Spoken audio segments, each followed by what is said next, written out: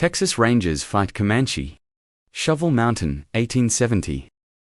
Bold tactics prevail Comanche. Comanche, the shrill cry pierced the air. Signaling danger was closer than anyone had imagined. A lone man naked, bloodied and frantic, came charging toward the Texas Rangers, screaming at the top of his lungs.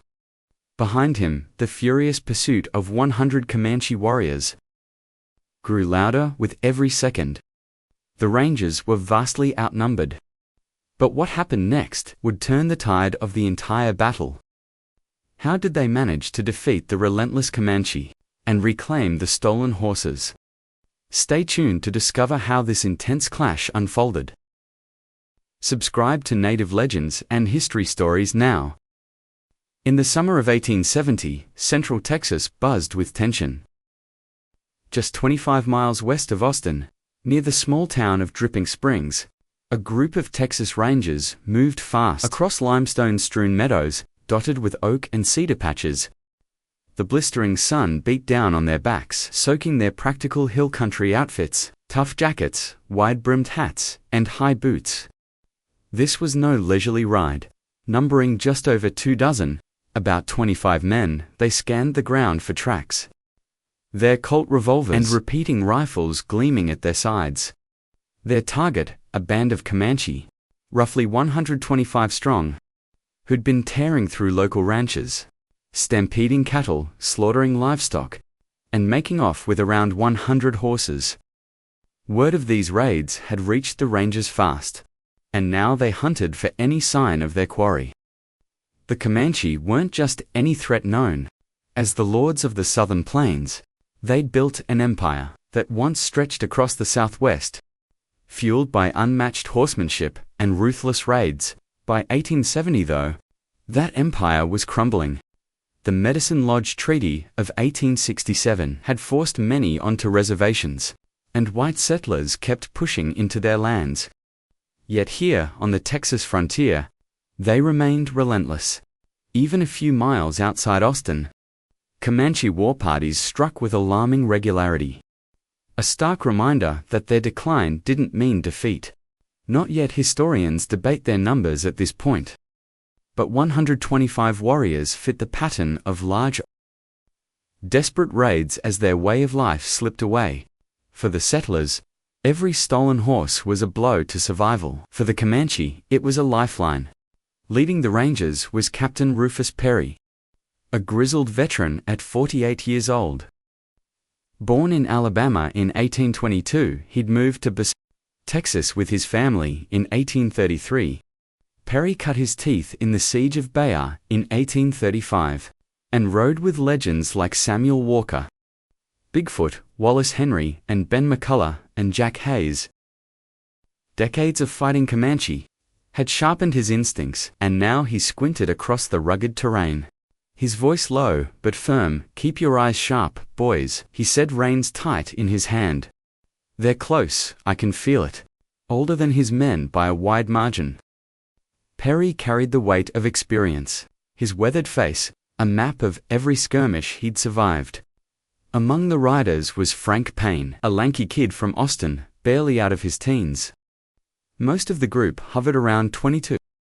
But Payne stood out, not just for his youth, but for his past. Back in 1866, at 12 or 13, he'd tangled with Comanche during a cattle hunt northwest of Austin. That brush with death hadn't scared him off. Earlier in 1870, he'd signed on with the Rangers, starting at Camp Saba Springs near present-day Coleman, Texas, before word of these raids pulled his unit south. Now he rode near Perry, his young eyes darting over the landscape. Rifle ready for Payne, this wasn't just duty. It was personal. As the Rangers neared Shovel Mountain, a hulking rise, about 6 miles south of what's now Marble Falls, the air shifted. A faint sound cut through the wind. A man's voice crying out in English. The words weren't clear, but the panic was. Perry raised a hand, signaling the group to slow. Horses snorted hooves, crunching limestone. Then, from around a bend, a figure staggered into view. A white man, stark naked, running for his life. Comanche, Comanche! He yelled, his voice cracking as he stumbled toward them. Behind him, the distant whoops of warriors grew louder. A chilling promise of what was coming. This wasn't just another patrol. The Comanches' raids weren't random acts of violence. They were a defiant gasp from a culture, fighting to hold on the ranges. Outnumbered, and far from reinforcements, embodied the other side. A frontier government scrambling to impose order. Historians often frame these clashes as simple, good versus evil tales, but the reality was messier. The Comanche fought for survival, the Rangers for control. And as that naked man crashed into their ranks, both sides barreled toward a collision that would test every ounce of grit they had. For years before that fateful ride, near Shovel Mountain, Frank Payne was just a boy of 12 or 13.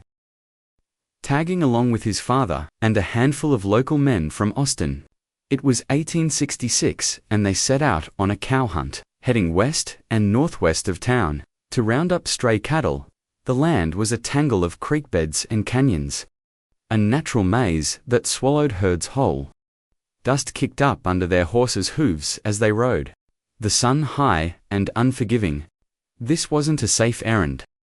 Even in 1866, Comanche raiding parties prowled just miles from Austin, their presence a constant thorn in the side of settlers. Rebuilding after the Civil War, Texas was still a frontier and danger rode close. The group reached a limestone cliff, overlooking a stretch of meadows, and a creek winding through the hill country. Payne's father reined in his horse, peering down the ridgeline below. A small band of Comanche, maybe 10 or 15, sat in a loose circle, eating what looked like a hard-earned meal. Their horses grazed nearby, tethered to scrub. The men ducked back under cover. Voices low as they debated, they couldn't let the Comanche slip away without a fight. It was a point of pride, and a chance to strike back at the raiders, who'd plagued their ranches. But Payne's father hesitated, glancing at his son, Frank. Barely a teenager, had no gun. Just a rope coiled on his saddle. "Stay put, Frank," he said, his tone sharp with worry. "Don't move until we're back." The men crept forward, rifles cocked, and then sprang their attack. Shots cracked through the air, and the Comanche scattered, leaping onto their horses and bolting down the creek bed. Hooves thundered, dust billowed, and shouts echoed off the canyon walls. Back at his spot, young Frank heard the chaos unfold. His fingers tightened on the reins. Curiosity gnawing at him, he nudged his pony forward, guiding it up the ridge for a better look. He didn't plan to join the fray, just to see it, but as he crested the hill, a riderless horse burst from the fight below, wild-eyed and charging straight at him. Frank's pony reared, then bolted, racing not back to safety, but toward the fleeing Comanche. Payne's father spun around, catching sight of his son tearing past. "Hold up, Frank." "Hold up," he yelled, voice hoarse over the din. Frank yanked at the reins. But the bit was useless. The pony had it clenched in its teeth. Unstoppable, down the slope he went, right into the Comanche's wake. The warriors wheeled their horses. Startled by the lone figure barreling toward them, they took him for a gutsy attacker, not a runaway kid. Arrows flew, slicing the air around him. A lance grazed past close enough to rustle his shirt. Frank ducked, low heart pounding, as his pony weaved through the chaos. Then, a sharp snap, something, maybe an arrow or a bullet, severed his bridle rein. The pony surged faster, free of control, and broke clear of the pack. Payne's father spurred his horse hard, firing at the Comanche closing in. He cut through their line, scattering the last few as Frank's pony slowed. The boy grabbed the rope from his saddle horn, leaned forward, and looped it over the horse's nose. Pulling it to a stop, he circled back, breathless. Meeting his father's grim stare, 2 arrows jutted from his saddle, feathers quivering, but he was unscathed. The elder Payne holstered his gun, chest heaving, and said nothing, just nodded once. Relief buried under a mask of sternness. That day stuck with Frank. Historians might call it reckless luck, but It was more than that. At 12 or 13, he'd faced death and come out grinning. A taste of the frontier's raw edge that would pull him to the ranges. Years later, the Comanche too showed their mettle, quick to fight, even against a boy they mistook for a threat. This wasn't just a skirmish, it was a glimpse of two worlds clashing. The settlers saw the Comanche as marauders, but those warriors were clinging to a way of life. Already under siege by 1866, their numbers were thinning, their raids a desperate bid to hold power. Frank's brush with them wasn't heroism or folly. It was a boy caught in history's brutal churn, a spark that would light his path to 1870. By early 1870, that spark had ignited. Frank Payne, now a wiry young man in his late teens, signed on with the Texas Rangers. He landed at Camp Saba Springs, a dusty outpost near present-day Coleman, Texas, about 150 miles west of Austin. The camp was a staging ground for Rangers keeping watch over the western frontier, a region still raw from Comanche raids and lawlessness. Payne settled in, learning the ropes alongside hardened veterans. But he didn't stay long. Word came fast. Raiding parties were hitting ranches near Dripping Springs, stealing horses and leaving chaos in their wake. The company packed up and headed south, cutting through the rugged hill country toward the trouble. Their path took them near Shovel Mountain, a broad rise 6 miles south of what's now Marvel Falls. In Burnett County, the Rangers, about 25-strong, rode in tight formation, their outfits practical for the terrain, sturdy jackets, wide hats, and boots built for rough ground.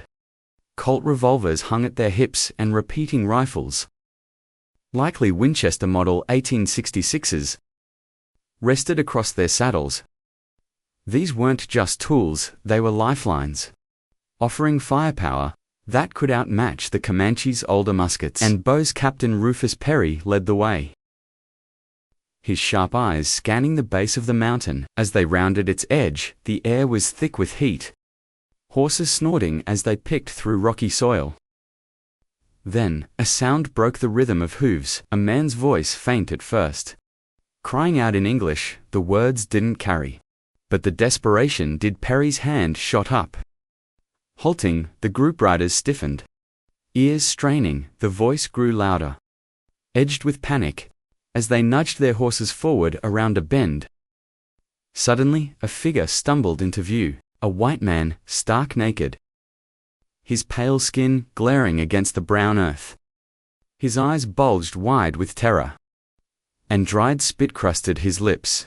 He lurched toward them, arms flailing, as if every step might be his last. "Comanche, Comanche!" he shouted, voice shrill and clear, now cutting through the still air behind him. War whoops rose sharp and rhythmic, signaling pursuit. Perry's jaw tightened. "Steady, boys," he barked low and firm, as the man crashed into their ranks, collapsing against a horse's flank. The Rangers parted just enough to shield him, hands already on their guns. That single word, Comanche, hit like a thunderclap. It wasn't just a warning. It was a call to action, a signal that the fight they'd been hunting was now hunting them.